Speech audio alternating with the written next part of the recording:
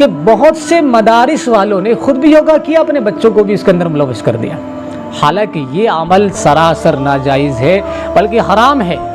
اور یہاں تک ہمارے مدارس والوں نے لکھا ہے کہ جن لوگوں نے یوگا کیا ہے ان کو تجدید ایمان کرنا چاہیے، تجدید نکاح کرنا چاہیے۔ السلام علیکم ورحمۃ اللہ وبرکاتہ۔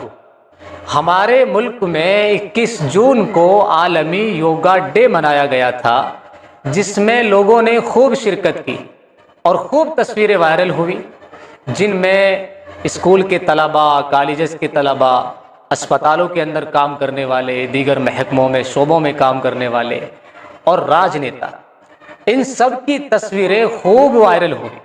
لیکن یہاں تک تو بات ٹھیک تھی، لیکن افسوس ہمیں اس وقت ہوتا ہے اور تعجب ہمیں اس وقت ہوتا ہے جب ہمارے مدارس کے کچھ طلباء کی تصویریں، ذمہ داروں کی تصویریں، منتظمین کی تصویریں وائرل ہوتی ہیں کہ وہ اپنے طلباء کو یوگا کرا رہے ہیں، خود بھی یوگا کر رہے ہیں۔ یہ بات جان لینے سے پہلے کہ یوگا اصل میں ہے کیا چیز اور یوگا کے اندر قباحت کیا ہے، اس کے اندر کیا برائی ہے، اسلامی نقطہ نظر سے یوگا کا کیا حکم ہے، کیا ہمارا مذہب اس کو کرنے کی ہمیں اجازت دیتا ہے؟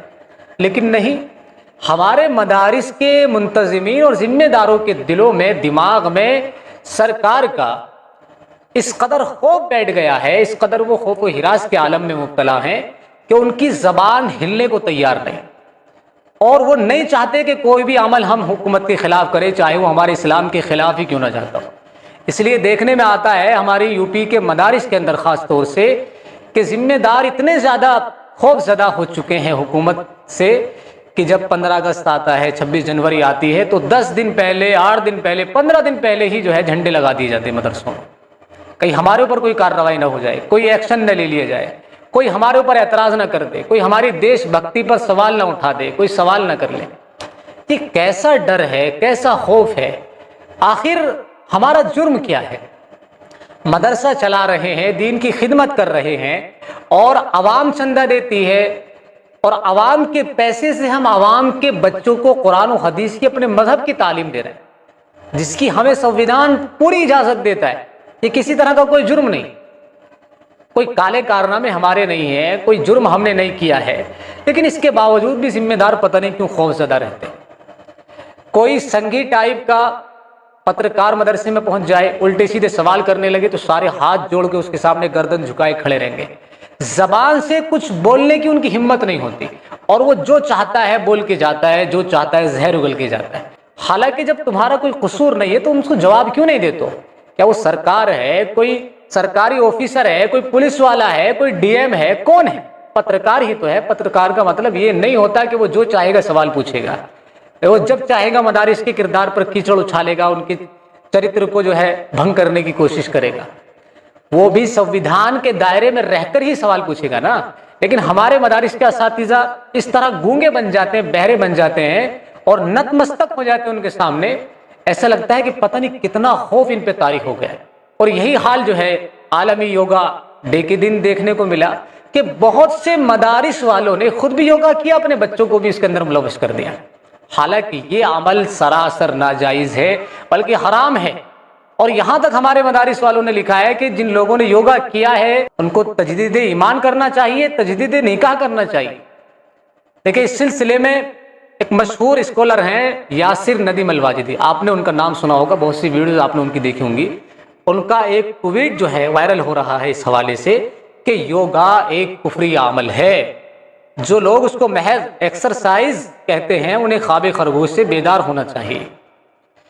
جن اداروں کے ذمہ دار محتممین اس کفریہ عمل میں شرکت کی، انہیں اور اس کے تائید کرنے والوں کو علانیہ توبہ کرنی چاہیے، بصورت دیگر امت مسلمہ ان اداروں کے تعاون پر نظر ثانی کرے۔ مدارس کا تعاون اس لیے کیا جاتا ہے کہ وہ اسلام کے قلعے ہیں، لیکن اگر ان قلعوں سے کفریہ شاعر کی ترویج و اشاعت ہو تو پھر یہ قلعے نہیں بلکہ کھنڈرات کہلائے جانے کے مستحق ہیں، اور کھنڈروں پر خرچ کرنا حماقت کے سوا کچھ نہیں۔ اللہ تعالیٰ ان تمام افراد کو ہدایت دے جنہیں قسمت نے اداروں کی قیادت پر مسلط کر دیا، جبکہ ابھی انہیں ایمان مجمل کا بھی صحیح علم نہیں۔ بالکل صحیح بات، انہیں ایمان کا پتہ ہی نہیں کہ ایمان کیا چیز ہے، اس قدر ڈرے ہوئے سہمے ہوئے نظر آ رہے ہیں۔ اسی طریقے سے مظاہر علوم سہارنپور کے دارالافتاء کا ایک فتویٰ ہے محققین کے نزدیک یوگا انسان اور ایشور کی روح کے اتحاد کا نام ہے۔ یوگا دراصل مہابھارت کا حصہ ہے، جس میں اپنائے وطن کے دھرم کے مطابق سورج دیوتا کی پوجا، آسن اور طریقے سکھائے اور اختیار کیے جاتے ہیں۔ اس لیے محض جسمانی ورزش نہیں بلکہ شرک پر مبنی مشرکانہ فعل ہے۔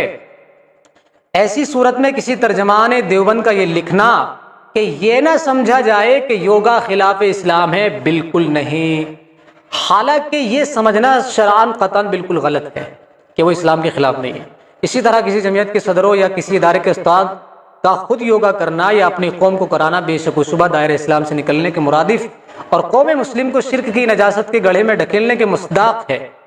ایسا کرنے اور کرانے والوں کو توبہ و استغفار کرنے کے ساتھ ساتھ تجدید ایمان کرنا چاہیے، اور اگر شادی شدہ ہیں تو تجدید نکاح بھی کرنا چاہیے۔ البتہ ضد اور ہٹ دھرمی کرنے والوں کا علاج سوائے اللہ تعالیٰ کے کسی کے پاس نہیں۔ جو لوگ اپنی خوشی سے دوزخ میں جانا چاہتے ہیں، ان کے حق میں راہ ہدایت پر آنے کی دعا ہی کر سکتے ہیں۔ اللہ تعالیٰ اپنے حبیب پاک صلی اللہ علیہ وسلم کے صدقے میں ہم مسلمانوں کو صراط مستقیم پر آخر وقت تک ثابت قدم رکھے۔ یہ مظاہر علوم سہارنپور کا فتویٰ ہے، اور گرچہ یہ پرانا فتویٰ ہے لیکن یوگا کے بارے میں جو ابھی اس وقت وائرل ہو رہا ہے۔ اسی طریقے سے عثمانی دارالفتاء ہے، یہ لکھتے ہیں یوگا کے جواب میں شرکیہ قول و اعمال کے ترک کے باوجود بھی یوگا کرنا جائز نہیں، یعنی اگر یہ چیزیں نہ ہوں، یعنی شرک کی نیت سے کوئی نہیں کر رہا ہے اور اس طرح کا کوئی کام نہیں کیا جا رہا اس میں، تب بھی جائز نہیں ہے، اس لیے کہ یوگا صرف ورزش ہی نہیں بلکہ ہندوؤں کے یہاں عبادت کا درجہ بھی رکھتا ہے اور ان کے شاعر میں سے۔ دوسری بات یہ ہے کہ یوگا میں لفظ اوم، جو کہ ہندوؤں کے 3 معبودوں کا نام ہے، کا کہنا اس فعل کی قباحت شناعت کو مزید سخت کر دیتا ہے۔ یوگا میں یہ چیز کہی جاتی ہے۔ دارالعلوم دیوبند کا فتویٰ ہے، اس میں ہندوانہ مذہبی طرز کے اعمال اور شرکیہ اقوال کہے جاتے ہیں، کسی مسلمان کے لیے اس کا کرنا جائز نہیں ہے۔ یہ مدارس اسلامیہ کے فتاوی ہیں جو یوگا کے بارے میں ہیں۔ ہمارے مدارس کے ان ذمہ داروں کو، اس اساتذہ کو یہ بات اچھی طرح جان لینی چاہیے کہ وہ مدارس سے دین کے قلعوں سے، جن کو دین کا محافظ سمجھا جاتا ہے، دین کا قلعہ سمجھا جاتا ہے، وہ اس سے کون سی غلط چیز کو ترویج کر رہے ہیں، کون سی غلط چیز کو پھیلا رہے ہیں، اور کتنا غلط میسج اپنی آنے والی نسل کو دے کے جا رہے ہیں۔ اس پہ غور کرنے کی ضرورت ہے۔